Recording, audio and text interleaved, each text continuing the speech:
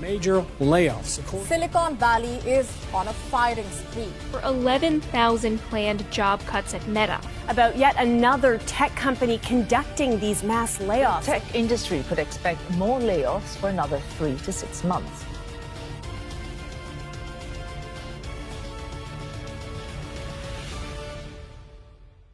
अब तक तो आपने हाई फ्लाइंग टेक कंपनीज के मास लेऑफ्स के बारे में सुन ही लिया होगा। स्ट्राइप ने 1100 जॉब्स काटी है, कॉइनबेस ने 1100 जॉब्स काटी, शॉपिफाई ने 1000 जॉब्स काटी और स्नैपचैट ने भी 1000 जॉब्स काटी। रॉबिनहुड ने एक तिहाई अपने स्टाफ को निकाल दिया। टेस्ला ने भी एक बार 10 अपने स्टाफ को निकाल दिया जो कि सैलरीड थे, और मेटा ने भी 11,000 एम्प्लॉयज़ को निकाल दिया। और ये जो कंपनीज़ है जो कि इन्होंने तो पहले ही मना कर दिया था कि ले ऑफ्स नहीं करेंगे, हालांकि बची हुई जो बिग टेक कंपनीज़ है उन्होंने तो अभी लोगों को निकालना शुरू नहीं किया है, मगर उन्होंने हायरिंग को रोक दिया है। एप्पल, गूगल, माइक्रोसॉफ्ट, उबर, लिफ्ट, एनवीडिया, इंटेल, इन्हीं के साथ कई सारी और कंपनीज ने भी हायरिंग को रोक रखा है। अब आपको इन एम्प्लॉयज़ के लिए बुरा फील करने की ज़रूरत नहीं है, क्योंकि ये ब्लू कॉलर वर्कर्स की तरह सेम नहीं है जिन्हें निकाला जा रहा है। ज़्यादातर ये लोग जो है करोड़ों में कमा रहे हैं और इससे भी ज़्यादा, और वो डेका मिलियनर्स बनने वाले हैं। तो ऐसा नहीं है कि वो स्ट्रगल करेंगे किसी भी चीज़ से, मगर जो चीज़ थोड़ी मुश्किल हो सकती है वो ये है कि किसी और जगह पर सेम जॉब पाना सेम कंपनसेशन के साथ। और क्योंकि सिलिकॉन वैली जो है वो पीछे हट रही है, ज़्यादातर लोग जो है वो फोर्स होंगे कि किस तरह से बैकग्राउंड कंपनी जैसे AT&T और टेक्सास इंस्ट्रूमेंट्स में काम ढूंढें। और हालांकि कंपनी जो है वो काफ़ी अच्छा पे करती है इन कंपैरिजन टू कि आम अमेरिकन कितना कमाता है, जो टोटल कॉम्पनसेशन जो है वो बिल्कुल भी करीब नहीं होगा जितना सिलिकॉन वैली ऑफर करती है उन्हें। फॉर एग्जांपल जो हाईएस्ट पेड सॉफ्टवेयर इंजीनियर है AT&T में, वो $1,45,000 पर साल कमाते हैं वहीं पे, जो कि खराब अमाउंट नहीं है। मगर जो हाईएस्ट पेड सॉफ्टवेयर इंजीनियर है फेसबुक में, वो $1.82 मिलियन पर साल कमाते हैं। और जो एंट्री लेवल फेसबुक में है वो $23,000 ज़्यादा कमाता है बेस्ट लेवल के AT&T से।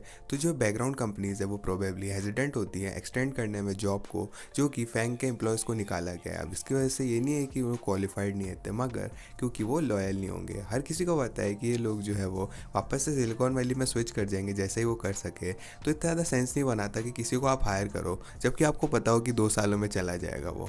और मेन रीज़न इसका ये है क्योंकि सिलिकॉन वैली के कॉम्पनसेशन जो है वो बहुत ज़्यादा हो चुके हैं, और ये जो कॉम्पनसेशन है वो इतने ज़्यादा बढ़ चुके हैं कि हम फैंग के रिटर्न को वापस होते हुए देख पाएंगे क्या पुरानी सैलरीज पे। एट फर्स्ट ग्लैंस ये तो आसानी से कहा जा सकता है कि फैंग के मैसिव सैलरीज का कारण है उनकी प्रॉफिटेबिलिटी। ये कंपनी जो है उनके प्रॉफिट मार्जिन 30 से 40% के होते हैं, तो वो हायर सैलरीज दे पाते हैं और काफ़ी सारा पैसा कमाते हैं। और हालांकि ये रोल तो प्ले करता है फैंग कॉम्पनसेशन में, मगर ये सबसे छोटा फैक्टर है। जो मेन फैक्टर है जो कि ऐसी कॉम्पनसेशन को ला रहा है वो है एक्सपोनेंशियल ग्रोथ इन कंपनीज में। अगर आप फैंग के कॉम्पनसेशन को पास से देखोगे आपको ये दिखेगा कि ज़्यादातर जो है वो स्टॉक बेस्ड कॉम्पनसेशन होता है, और जो उनकी बेस सैलरीज है वो इतनी ज़्यादा नहीं होती। जो प्रोजेक्ट मैनेजर्स का एग्जांपल ले लेते हैं फेसबुक में, जो प्रोडक्ट डायरेक्टर्स हैं वो $1.34 मिलियन पर ईयर मिलते हैं उन्हें, मगर $3,25,000 जो है वो एक्चुअली उसकी बेस सैलरी होती है। और जो प्रोजेक्ट डायरेक्टर्स होते हैं फैंग में वो इक्विवेलेंट होते हैं वाइस प्रेसिडेंट जो है नॉन फैंग कंपनीज में, जैसे एक्सॉन हो गया। और आप ये चीज़ सुन के सरप्राइज नहीं होंगे कि एक्सॉन के वाइस प्रेसिडेंट को 3 लाख से $5 लाख पर साल मिलते हैं बस। तो अगर हम बेस सैलरीज को देखें तो फैंग कंपनी जो है वो इतना ज़्यादा अलग नहीं है नॉन फैंग कंपनी से। जो असली डिफरेंस आता है इन चीज़ों के साथ ही कि आपको $9 लाख का स्टॉक मिलता है फेसबुक में। अब यहाँ पे कुछ अच्छे रीज़न है क्यों ऐसा करती है। सबसे पहले तो आपके एम्प्लॉयज़ जो है अगर वो ओन करेंगे स्टॉक को तो ज़्यादा मोटिवेटेड होंगे कि कंपनी को वो ज़्यादा पैसा कमा के दे। और सेकेंडली जो स्टॉक कॉम्पनसेशन है वो वेस्टिंग पीरियड्स के साथ आता है 4 सालों के, जिसका मतलब ये है कि एम्प्लॉयज़ को कम से कम 4 सालों में तो रहना ही पड़ेगा कंपनी में उसके स्टॉक को रिडीम करने के लिए। तो इसकी वजह से ये कम से कम उन्हें लॉक इन तो कर लेता है कुछ समय के लिए। इनसाइडर्स इस चीज़ को गोल्डन हैंडकफ्स कहते हैं, मगर ज़्यादा इंपॉर्टेंट रीज़न ये है कॉम्पनसेशन जो इतना ज़्यादा स्टॉक से आता है, क्योंकि यही तरीका है कंपनीज जो है अफोर्ड कर सकती है ऐसी सैलरीज को देना। हालांकि ये कंपनीज जो है बहुत सारा पैसा कमाती है, मगर वो भी इन सैलरीज को कैश में देना नहीं चाहते। मगर एक मिनट, क्या स्टॉक कॉम्पनसेशन सेम चीज़ नहीं है? क्या कंपनीज़ को वो स्टॉक के लिए पैसे देने नहीं पड़ते जो अपने एम्प्लॉयज़ को देते हैं? वेल, उन्हें देने तो पड़ते हैं, मगर जो आप सोच रहे हो वैसे नहीं। फेसबुक स्टॉक मार्केट में जाके $9 लाख का स्टॉक नहीं खरीदता जिसकी वजह से वो डायरेक्टर को दे सके। इंस्टेड वो सिंपली डाइल्यूट करते हैं एग्जिस्टिंग शेयर होल्डर्स को और नए स्टॉक को प्रिंट करते हैं। फेसबुक का एग्जाम्पल ले लेते हैं। 87,000 एम्प्लॉयज़ थे उनके ले ऑफ से पहले। तो अगर हम एज्यूम करें कि एवरेज फेसबुक एम्प्लॉय को $1 लाख का स्टॉक मिलता है हर साल, तो ये अराउंड टोटल स्टॉक कॉम्पनसेशन के आसपास आता है $8.7 बिलियन पर ईयर के। तो अगर फेसबुक ये कैश में देता तो 1/3 की नेट इनकम को वाइप आउट कर देता, और अगर वो $1 ट्रिलियन वर्थ करते तो कॉम्पनसेशन जो है इक्विवेलेंट होता 1% से भी कम के शेयर होल्डर डायल्यूशन का। मुझे लगता है कि आप समझ गए होंगे कौन सा रास्ता ज़्यादा प्रेफर्ड है और एक ही दिक्कत है इसमें कि कंपनीज़ को कंटिन्यू करना पड़ेगा एक्सपोनेंशियली ग्रो करना। अगर ये कंपनी स्टैग्नेट करना शुरू कर देती या फिर सेल ऑफ होना शुरू हो जाता है तो शेयर होल्डर्स जो है वो डायलूशन से खुश नहीं होंगे और यहीं पे स्टैग्नेट कंपनी जैसे एक्सॉन और AT&T जो है इसी वजह से कम्पीट नहीं करते फैंग के साथ in terms of total compensation. हालांकि वो कैश कॉम्पनसेशन में पास आते हैं मगर वो अफोर्ड नहीं कर सकते सेम डायलूशन को। और डायलूशन की बात करें तो इस तरह से स्टॉक जो है हाई फ्लाइंग कंपनीज़ के परफॉर्म कर रहे हैं। ये तो क्लियर नहीं है कि क्या सिलिकॉन वैली जो है वो अफोर्ड भी कर पाएगी ऐसे डायल्यूशन को फ्यूचर में जाके।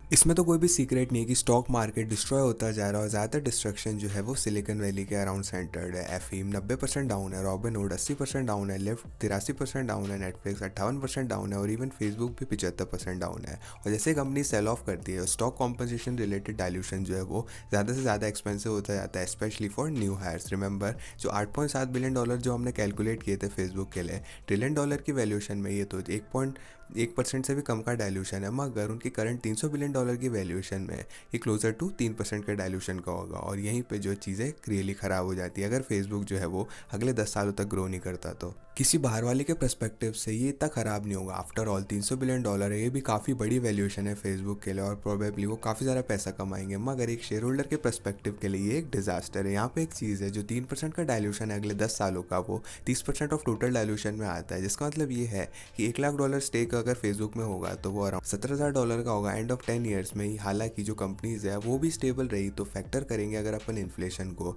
तो आपके पास इनिशियल $1 लाख के स्टेक से सिर्फ $50,000 बचेंगे। अब मुझे लगता है कि आप लोग समझ सकते हो कि इन्वेस्टर इतना ज़्यादा खुश नहीं है इन कंपनीज को उठाने के लिए जबकि वो इतना ज़्यादा डाउन है। और ऑनेस्टली आगे जाते हुए ऐसा नहीं लगता कि अच्छा होने वाला है सिलिकॉन वैली जायंट्स के लिए कुछ भी। एप्पल आईफोन की सेल जो है वो सालों पहले पीक कर चुकी है, इसी की वजह से एप्पल ने कितने आईफोन्स उन्होंने बेचे उन्होंने दिखाना बंद कर दिया और साथ साथ प्राइसेस को बढ़ाना शुरू कर दिया और वो कंटिन्यू ग्रो कर रहे हैं प्रॉफिट्स में क्योंकि उन्होंने प्राइसेस को बढ़ाया, साथ साथ सर्विसेज का भी रेवेन्यू आ रहा है। मगर ऐसा लगता है जो अपसाइड था इन चीज़ों से वो खत्म होता जा रहा है। ऐसा नहीं है कि एप्पल जो है वो कुछ भी गलत कर रहा है मगर सिंपली वो मार्केट सैचुरेशन में पहुंच चुके हैं। और ऐसा लगता है ये सेम केस उनके दोस्तों के साथ भी है क्योंकि 4.72 बिलियन लोगों में से जिनके पास इंटरनेट का एक्सेस है 4.3 बिलियन लोग पहले से गूगल यूज़ करते हैं। इसी तरह से इंस्टाग्राम भी 2.5 बिलियन लोग यूज़ करते हैं मंथली एक्टिव यूज़र्स के साथ और व्हाट्सएप भी 2.2 बिलियन यूज़र्स के साथ आता है। तो कितने ज़्यादा लोग आप सोच सकते हो कि और यूज़ कर लेंगे रियलिस्टिकली गूगल, यूट्यूब, नेटफ्लिक्स और iCloud को और साथ साथ ऊबर को। जो सवाल है इसका वो है इतना ज़्यादा नहीं। और ये सारी कंपनी जो है एसेंशियली मेगा मोनोपलीज है जिन्होंने पहले ही पूरे मार्केट को कैप्चर कर लिया है और एडवर्टाइजर्स क्योंकि पुल बैक कर रहे हैं रिसेशन की वजह से ये कंपनी जो है वो कम से कम और पैसा बनाएगी और स्टेबल यूज़र काउंट के साथ जो है एंड ऑफ रिसेशन तक अगर चले भी जाते हैं तो उसमें कोई भी सवाल नहीं है कि ये कंपनी जो है वो फिर से सोचेंगे कितना सारी सैलरीज दे रहे हैं वो अपने एम्प्लॉयज़ के लिए। ऑल राइट, तो अब तक हमने ये एस्टेब्लिश किया है जो एक ही रीज़न जिसकी वजह से टेक कंपनीज इतनी ज़्यादा सैलरीज पे कर रही है क्योंकि कॉम्पनसेशन दे रही है फॉर्म ऑफ स्टॉक में जो कि स्टॉक डायल्यूशन से पे कर रही है। हाउएवर ये तभी काम करता है जब कंपनीज के स्टॉक्स बूम कर रहे हैं या फिर ये कंपनी जो है मार्केट सिचुएशन में क्योंकि पहुंच रही है और इकोनॉमिक अनसर्टेनिटी भी आ रही है। तो ये क्लियर तो नहीं है कि कितना लंबा ये कंपनीज इन इंसेन सैलरीज को दे पाएंगी और ये हमें क्रॉस रोड्स पर लेके आता है जो कि आज हम उनके ऊपर खड़े हैं। और ये कंपनीज जो है उनके पास दो ही ऑप्शन है।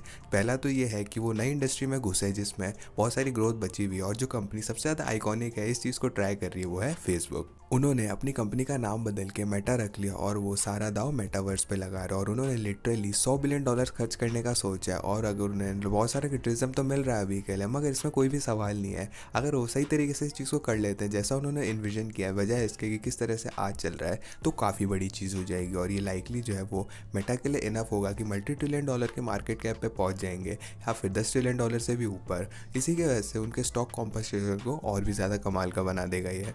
एक और कंपनी जो कि पूरा दाव लगा रही है वो है नेटफ्लिक्स आगे जाके अपने सारी अर्निंग्स को इन हाउस प्रोडक्शन में लगा रही है और उम्मीद कर रही है कि ये उन्हें मोर इंडिपेंडेंट बनाएगा प्रोडक्शन स्टूडियोज़ में। और वो लिटरली उन्होंने $270 मिलियन स्पेंड करे हैं dollars most reason season of Stranger Things के। और इन्वेस्टर ऑब्वियसली डरे हुए इन मैसिव पिवॉट से और इसी की वजह से स्टॉक जो है वो कम हो रखे हैं अभी। मगर वहीं पर दूसरी तरफ बाकी टेक जाइंट्स जो है वो चूज़ कर रहे हैं कि आराम से खेलेंगे और डिविडेंड स्टॉक्स देंगे। और लिटरली इसके दो बेस्ट एग्जाम्पल हैं एप्पल और Microsoft. Unlike Google, Facebook Facebook, Netflix और अमेजॉन के एप्पल और माइक्रोसॉफ्ट को पहले से ही डिविडेंड्स पे करते हैं और ऐसा लगता है कि सिंपली इसी तरफ जाने वाला है। ये कंपनी जो है पहले से ही lower end of FAANG compensation में थी। एप्पल में फॉर एग्जांपल जो टॉप लेवल सॉफ्टवेयर इंजीनियर्स हैं उन्हें सिर्फ $6,77,000 पर ईयर मिलते हैं, जो कि 3 गुना कम है टॉप इंजीनियर्स एट फेसबुक के। और जैसे कंपनीज जो है वो अलग अलग रास्ते ढूंढती है आगे बढ़ने के, ऐसा लगता है कि डिस्पेरेंसी जो है वो बढ़ने वाली है।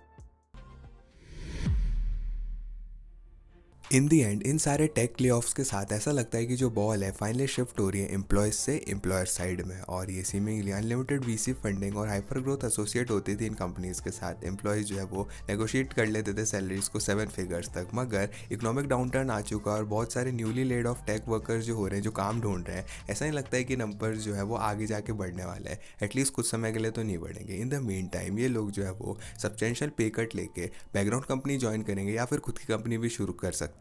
और एट द ब्राइट साइड दो मुझे डाउट है कि रिसेशन जो है वो किसी भी बिग टेक कंपनीज को खत्म करने वाला है। इवेंचुअली वो लोग दूसरी साइड पे जाएंगे और हायरिंग फिर से शुरू कर देंगे, मगर जब वो करेंगे जो कॉम्पनसेशन होगा वो अलग लगेगा। कंपनी जो है वो स्टेबिलिटी चूज कर रही है एप्पल और माइक्रोसॉफ्ट की तरह, और वो कम जेनरस होती है जब बात आती है स्टॉक देने में। अगर वो एम्ब्रेस करेंगे डिविडेंड्स को तो वो एम्ब्रेस नहीं कर पाएंगे ग्रोथ और डाइल्यूशन को। वहीं पे दूसरी तरफ कंपनी जैसे कि फेसबुक और स्टार्टअप्स जैसे कॉइनबेस हो गया वो ज़्यादा स्टॉक कॉम्पनसेशन देगी पहले से, मगर ऑफकोर्स ये बंच ऑफ एडिशनल रिस्क के साथ आता है। आप एसेंशियली मेटावर्स में बैठ करके ये दाव लगा रहे हो कि कोई भी प्रोडक्ट जो कंपनी पिवेट करेगी वो काफ़ी अच्छा काम करेगी।